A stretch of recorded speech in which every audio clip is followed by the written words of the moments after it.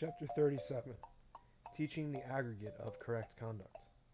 Then the Bhagavan said to the youth Kandraprabha, "Therefore, young man, Bodhisattva Mahasattvas who wish to attain quickly the highest complete enlightenment of perfect Buddhahood should hear the Samadhi, the revealed equality of the nature of all phenomena, should obtain it, study it, keep it, recite it, disseminate it, transmit it, chant it, meditate on it with unadulterated meditation, and in other ways make it widely known. They should also maintain the aggregate of correct conduct." Thereupon the Bhagavan recited the following verses. Bodhisattvas who maintain the aggregate of correct conduct, who practice the conduct wishing for benefit, will quickly go to the Abhirati Buddha realm, attain patience, and become kings of the Dharma. Therefore, be agreeable without malice, and always be pleasant to everyone. Having seen countless glorious Buddhas, you will reach enlightenment and become a lord of Dharma. Therefore, having heard this supreme benefit, and having seen bhikshus who have excellent correct conduct, a wise person would always depend upon them, and quickly become one who has attained the Samadhi. If there were an incalculable, immeasurable treasure filled with the 7 precious jewels, and if there were realms as numerous as the sands of the Ganges that were filled with those precious jewels, and if there were a bodhisattva who aspired to generosity, who made a gift of these every single day, and made this gift continuously, for as many aeons as there are sands of the Ganges, that entire gift would not produce a fraction of the accumulation of merit that is obtained by the bodhisattva who, having heard this samadhi, becomes a holder of this supreme treasure of the Sugatas. This supreme, incomparable accumulation of merit is the source of the immeasurable treasure of wisdom. A person who has the appropriate faith should possess this supreme, stainless samadhi. Bodhisattvas will have great riches through possessing this stainless piece of samadhi. They will be a great ocean of the wealth of hearing the Dharma. The merit of this is beyond any measure. Bodhisattvas are said to be those who have become developed through the supreme, inconceivable Dharma. The ones who teach this samadhi never doubt enlightenment. The ones who have become teachers for the world, guides, Buddhas, self-arisen, having great compassion, have attained a supreme accumulation of merit, which is inconceivable and beyond any measure. In this billion-world universe there is not to be found any being superior to them, or who is their equal in the accumulation of merit and unrivaled, inconceivable wisdom. There is no one who can equal their wisdom, other than one who has heard this samadhi, possesses it, recites it, and understands it, and seeks the unequaled enlightenment of Buddhahood. Young man, if the amount of merit that is obtained by those who possess and recite this samadhi were to become a phenomenon that has form, it would be too great to be contained within these many worlds. Therefore, young man, the bodhisattvas who wish to make an offering to all the Buddhas, the Tathagatas of the past and present, should possess and recite this samadhi. This is the enlightenment of the Tathagatas. Young man, have faith in my words. The Tathagata does not speak untrue words. He does not tell lies like beings do. Throughout countless hundreds of aeons in the past, I purified myself of believing in a self, and practiced the supreme bodhisattva conduct, because I was seeking this samadhi. Therefore listen to this treasure of the Dharma, from which trillions of sutras arise. This is a vast, inconceivable aggregation of merit, through which Buddha wisdom will quickly be attained. That which is taught by the wise, fearless ones is the supreme sutra among all sutras, and the source of inconceivable virtues. It is a dharma for which no end can be found. It may be possible to break apart and cut to pieces a billion-world universe and count its atoms, but it is not possible to count the innumerable hundreds of sutras that they constantly teach. It may be possible to count the inhalations and exhalations of all the beings that are in this Buddha realm, but it is not possible to know the limit of the sutras taught by those who are established in this samadhi. It may be possible to count the beings in as many Buddha realms as there are Ganges sands, and the thoughts that arise in those beings' minds. What the sutras constantly taught by such people cannot be counted. One may be able to count over millions of aeons all the grains of sand in the great ocean, and of sand in the rivers, ponds, and pits, but one cannot know the extent of the sutras they expound. One may be able to count out, with the tip of the 100th part of a hair, the masses of water ever present in many millions of Buddha realms, but one cannot count the different aspects of their speech. One may be able to count after many millions of aeons all the beings who have appeared in the past, who have cherished their own bodies, but one cannot know the extent of the sutras they have accomplished. It may be possible to count all the sounds made by all creatures, by all beings who are living in the 10 directions, but one cannot count the number of sutras that are uninterruptedly taught by them. They know how to teach the entire Dharma. They are skilled in etymologies, teaching, and the meaning of words. They have trained in the way of definitive knowledge, have vast understanding, and constantly have joyful wisdom. They have analytic comprehension, cognize vast meaning, and they always know the conceivable and inconceivable. They know all the languages spoken on the earth, and with those words teach without attachment to them. The Dharma Bhanakas teach unobstructedly. They teach all beings without attachment. They are skilled in the words of answering questions, and thus they know the ultimate truth. Without attachment they teach countless millions of teachings from within one sutra. Without attachment they are skilled in teaching and the meaning of words. Without attachment they teach in the middle of the assembly. The ones who are established in this samadhi have become unshakable bodhisattvas. They have attained unique strength in the Dharma so that they can benefit many millions of beings. Just as Sumeru, unshakable and immovable, cannot be shaken by the winds. In that way, the Dharmabhanaka bhikshus cannot be shaken by any opponent. It may be possible for the winds to shake those mountains declared to be unshakable in the worlds of this billion-world universe, but the bhikshus dwelling in emptiness cannot be shaken. The ones who are constantly engaged with emptiness are those who certainly dwell with the Buddhas. They know with certainty the emptiness of phenomena and cannot be swayed by any opponent. They cannot be shaken by any opponent, and they cannot be overcome by any opponent. They teach this peace, this samadhi, and are invincible and irreproachable. Having taught this peace, this samadhi, they have the realization of emptiness, and they have no doubt in any of the Dharma, and continuously remain in endless wisdom. Attaining the strengths and the aspects of enlightenment is not difficult for those who have obtained and recited this samadhi. It is not difficult to attain the inconceivable, discernments, miracles, and higher cognitions.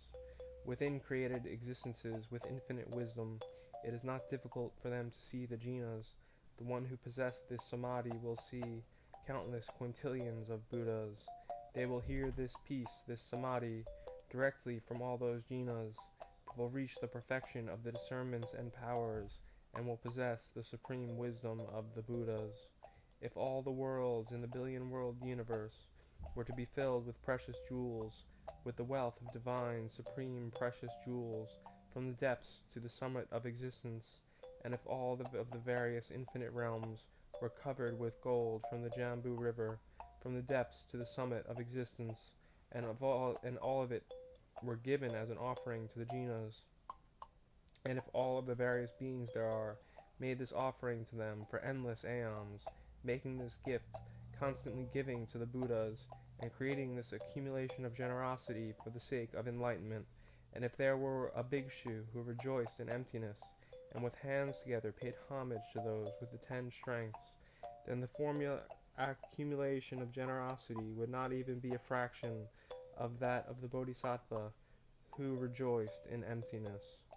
The Supreme Being has given the example of a person with merit who has that attainment, develops vast faith, and performs acts of generosity in seeking the unequaled enlightenment of Buddhahood. All that generosity cannot be even 100th of the accumulation of merit that is acquired by someone who with a pleased mind obtains one 4-line verse of this supreme, excellent samadhi. Bodhisattvas who, wishing to benefit, practice generosity, but who have not heard this peace, this stainless samadhi, will not quickly attain the wisdom of Buddhahood, but having heard it, they will quickly attain the wisdom of Buddhahood. Bodhisattvas who rejoice in this lineage of those who, having attained this level of supreme peace, have heard the stainless Samadhi, will gain understanding and will quickly attain the wisdom of Buddhahood. They have obtained such a treasure as infinite realms that are as numerous as the Ganges sands, filled with precious jewels, both human and divine. Bodhisattvas who obtain this samadhi, and who always insatiably study it, have gained a wealth, a treasure of precious jewels, that is, a treasure difficult to acquire. Someone with knowledge will never rejoice in gaining a kingdom that has vast wealth, but bodhisattvas are overjoyed and thrilled to have obtained this stainless samadhi. They become constant holders of the Dharma of all omniscient Buddhas, and thus they hold the supreme way of the Dharma during the final age of degeneration. They are holders of the treasure of the Dharma in great realization.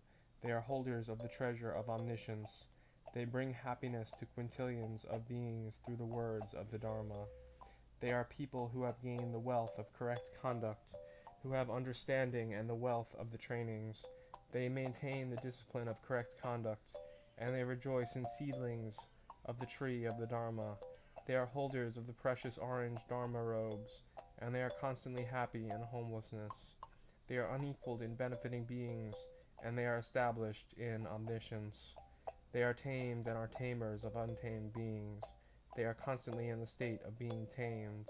They are tamed and follow those who are perfectly tamed. They have pacified senses, perfectly pacified. They constantly awaken with the sound of the Dharma, those beings who are asleep, who are fast asleep. And having awakened those beings, they establish them in the supremely good jewel of the Dharma. They become lords of generosity, who are constantly giving freely. They are wise and do not associate with the envious, and they always rejoice in great generosity.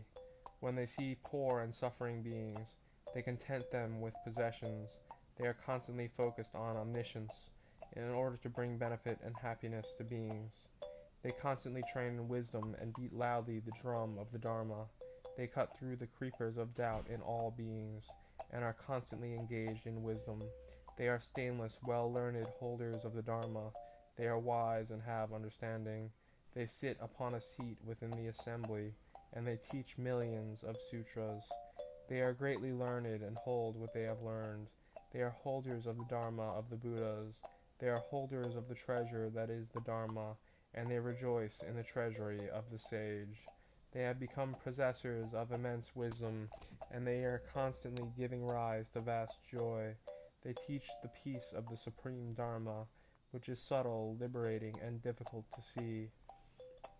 They know what is Dharma and what is not. They are gentle, wise, and remain within the Dharma. They are unequal teachers of the kingdom of the Dharma, and constantly practice the supreme, unequal Dharma. They are devoted to the excellent Dharma, and maintain veneration of the Guru.